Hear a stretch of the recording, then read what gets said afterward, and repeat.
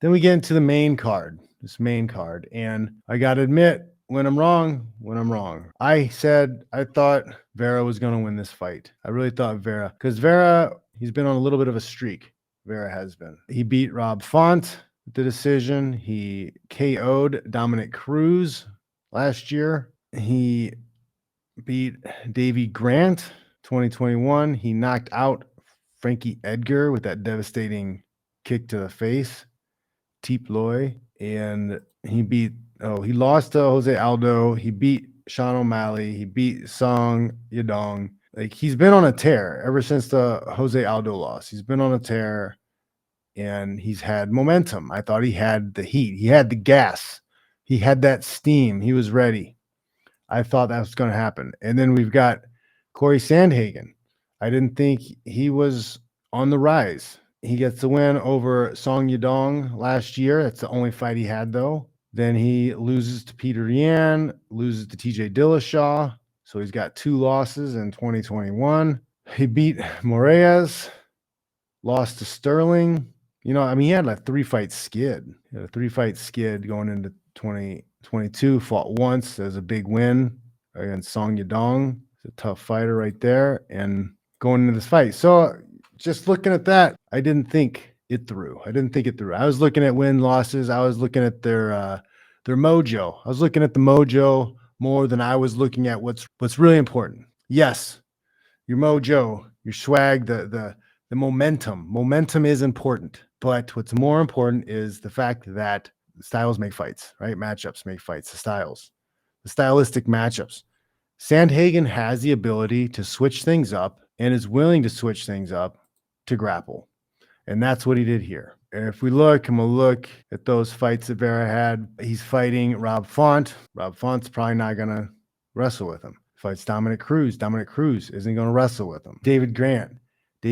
I'm not real familiar with David Grant, but I'm guessing he probably isn't going to wrestle that much. Frankie Edgar has potential to wrestle. Vera landed that kick. So maybe that was a good equalizer. Aldo is not going to wrestle. O'Malley's not going to wrestle.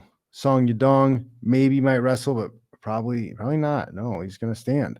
You see that stylistically, Vera's mostly a stand-up guy. He's going to stand. He's going to look to stand. And the guys he's been fighting are all geared towards wanting to stand.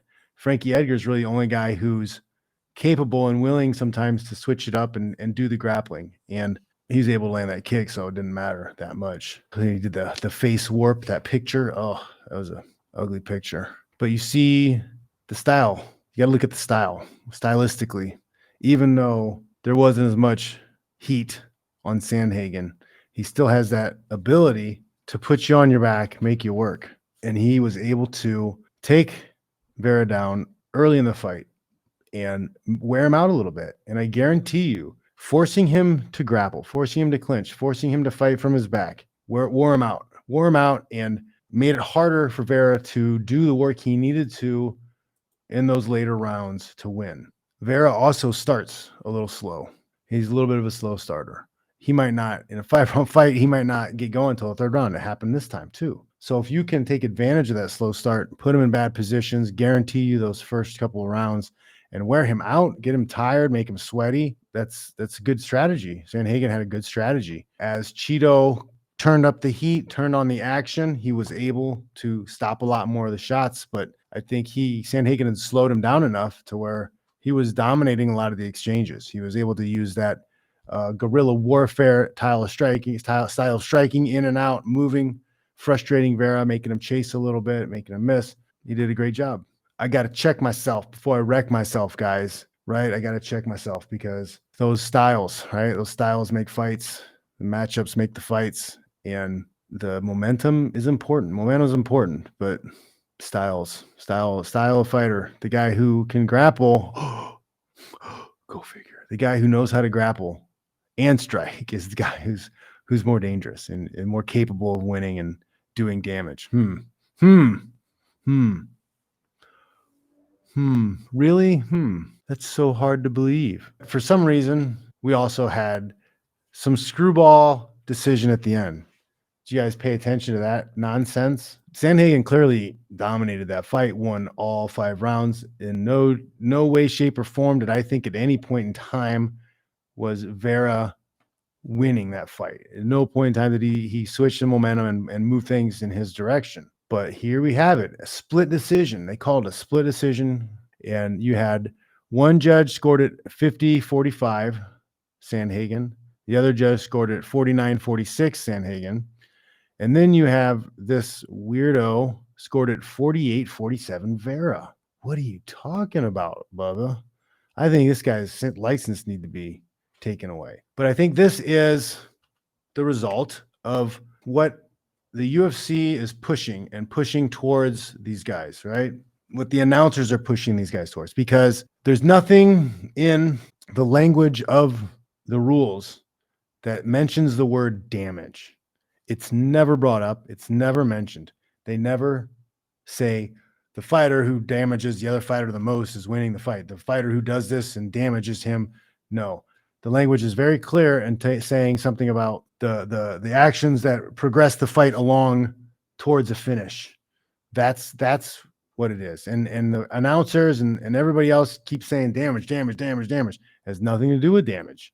It's never mentioned. There is no damaged mentioned ever at all. It's not mentioned.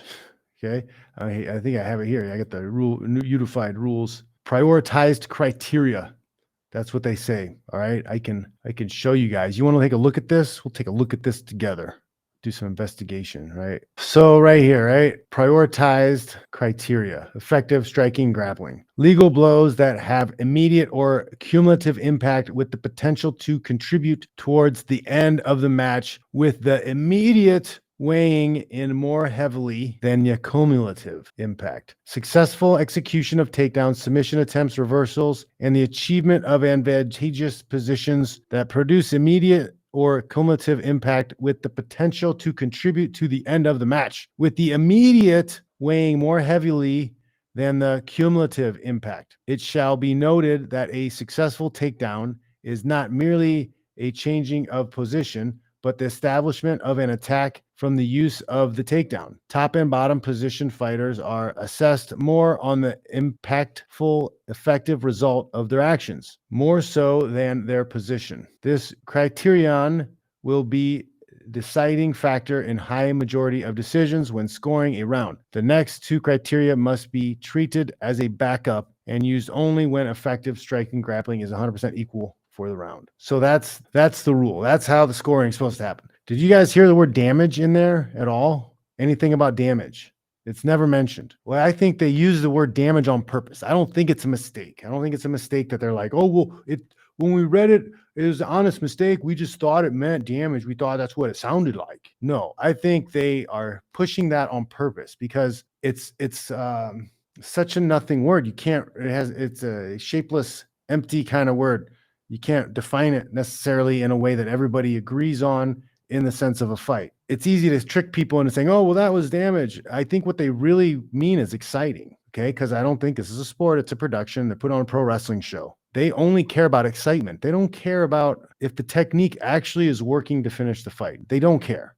They only care if it's exciting. They only care if the technique you're using is exciting to the crowd. It could be a powder puff technique that does not hurt, that does not injure the guy, that does not finish the fight, and does not have much potential to finish the fight.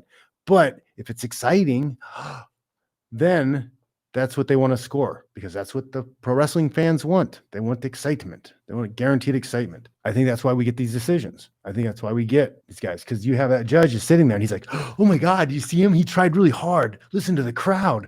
They think it's exciting. That guy's winning. I don't think it's an accident.